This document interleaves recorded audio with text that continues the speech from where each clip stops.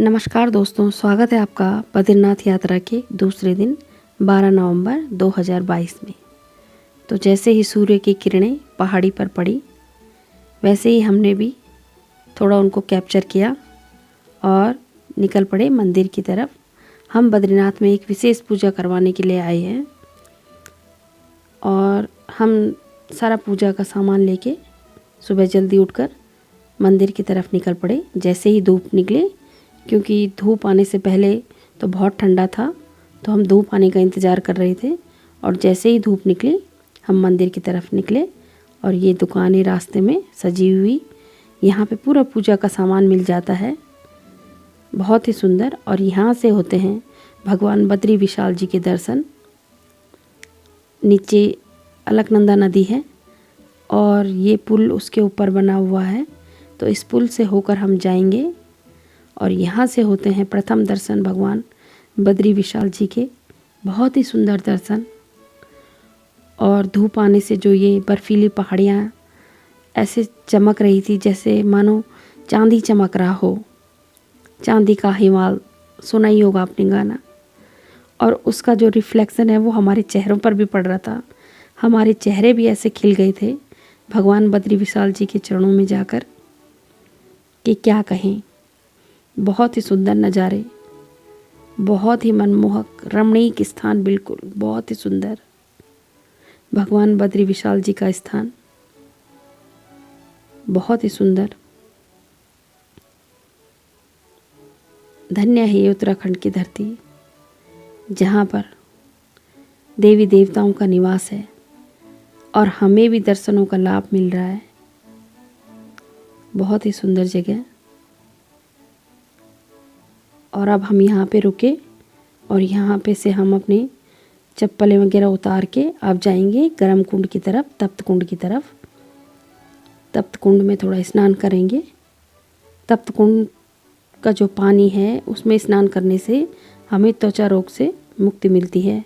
दांत, खाज, खुजली ये सब ठीक हो जाते हैं उससे, क्योंकि ये चट्टानों का पानी, गंधक का पानी होता है शायद। और ये रहा तप्त कुंड। बहुत सारे कुंड बने हुए हैं, बाहर जेंट्स लोगों के लिए और अंदर एक लेडीज़ के लिए है। एक कुंड अंदर है और यहाँ से देखो भाप निकलती हुई। तप्त कुंड में स्नान करते हुए यात्री, पहले लोग तप्त कुंड में स्नान करते हैं, यात्रीगण जितने भी रहते हैं, फिर मंदिर में दर्शन के लिए जाते हैं। और अब हम भी निकले जहाँ पे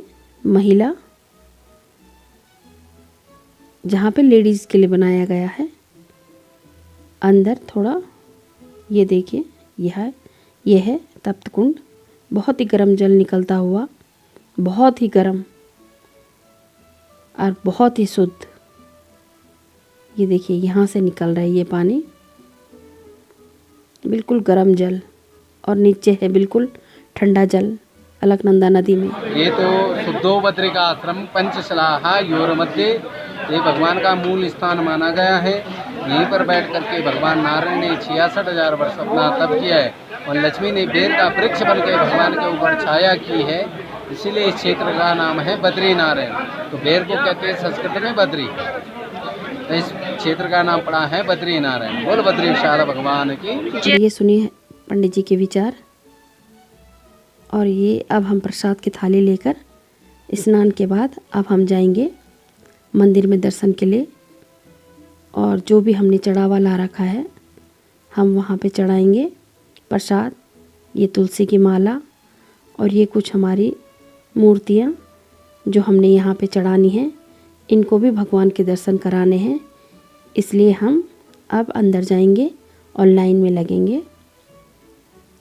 हमने तो रात को ही दर्शन कर लिए थे, लेकिन अब आज सुबह भी दर्शन करने हैं। और अब हम जाएंगे, लाइन में लगेंगे।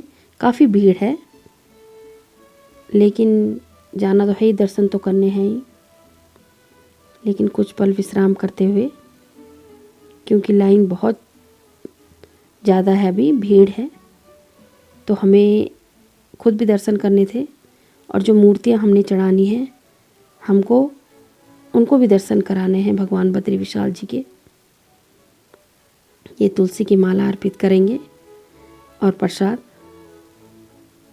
अपना सामान रखते हुए अब हम जाएंगे भगवान बद्री विशाल जी को ये प्रसाद चढ़ाने और दर्शन करने, क्योंकि इसके बाद अभी हमने पूजा करवानी है और उसमें 2 से 3 घंटे का टाइम लगेगा, इसलिए अब हम लाइन में लगेंगे। और ये पंडित जी से हमने टीका वगैरह लगवाया। बहुत मंदिर में भीड़, बहुत ही सुंदर दिलकश नज़ारे जिसे कहते हैं। और ये हमारे पंडित जी हैं यहाँ पे। और हम गए थे बद्रीनाथ मेरी हस्बैंड की दीदी जी और उनके जिया जी के साथ। वो पौड़ी से आए थे। ये हैं उनकी बहन, बड़ी बहन। और ये लोग पौड़ी से आए थे और हम लोग टिहरी से गए थे। बहुत ही सुंदर भगवान बद्री विशाल जी के दर्शन करके बिल्कुल आत्मा को शांति मिल चुकी है। मन तो कर रहा था कि बस कैमरा बंद ही नहीं करना था, लेकिन क्या करे, ये उनके जिया जी और दीदी जो कि हमारे साथ बद्रीनाथ यात्रा पे आए हैं। और अब हम जाएंगे लाइन में। और अब लाइन से बाहर आने के बाद हम करेंगे एक परिक्रमा। लेकिन हम लाइन में बहुत भीड़ थी, बहुत धक्का मुक्की हो रही थी, बहुत ज़्यादा, लेकिन जैसे तैसे करके दर्शन भी हो गए। अब हम थोड़ा सा मंदिर में एक परिक्रमा करेंगे और पंडित जी को ढूंढेंगे अपने, ताकि हम आगे की पूजा संपन्न कराएं। और आज ही हमें वापस भी आना है, तो इसलिए अब हम देर नहीं करेंगे। जल्दी से जल्दी जितना भी हो सके हमने कैमरे में कैप्चर किया भगवान बद्री विशाल जी का नाम लेकर, क्योंकि मुझे लगता है कि कोई भी चीज़, कोई भी पल हमारा यहाँ पे छूटना नहीं चाहिए, वरना घर जाके ऐसे लगता है कि कहीं हमने सपना तो नहीं देखा। और ये देखिए कितनी भीड़, कितनी लाइन लगी हुई है। यहाँ पे हमने रात्रि को भी दर्शन किए थे और सुबह भी पुनः दर्शन करेंगे, दर्शनों का लाभ लेंगे।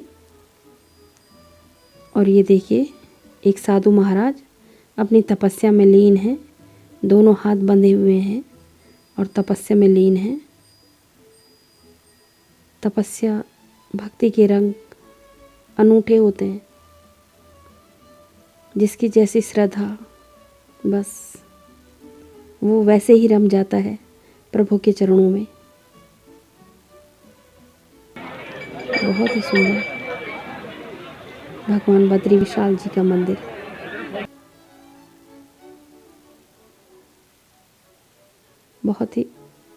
बहुत ही बढ़िया। और ये शिखर दर्शन। अब चलते हैं वापस मंदिर में दर्शन करने के बाद। और अब हमें करवानी है पूजा, जिस पूजा के लिए हम बद्रीनाथ आए हैं। काफ़ी टाइम से या काफ़ी सालों से जो हम पूजा करवाना चाह रहे थे वो अब करवाएंगे। बद्रीनाथ धाम में कहते हैं कि शंख नहीं बजाया जाता है।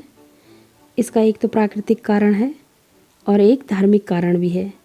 तो प्राकृतिक कारण तो ये था कि जब पहले बहुत ज़्यादा बर्फ़ रहती थी तो शंख की जो ध्वनि होती है वो प्रतिध्वनि होती है।